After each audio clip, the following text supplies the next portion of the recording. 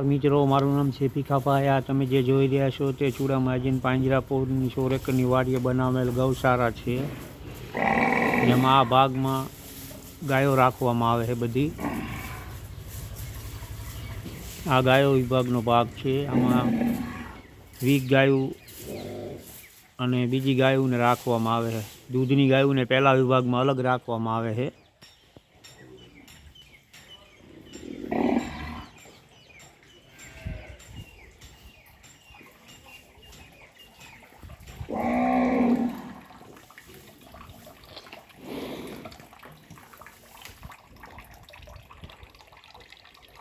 એને પાણી પીવા માટે અવારો પ્લસ બાઉલ બંને વ્યવસ્થા અહીંયા રાખવામાં આવી છે.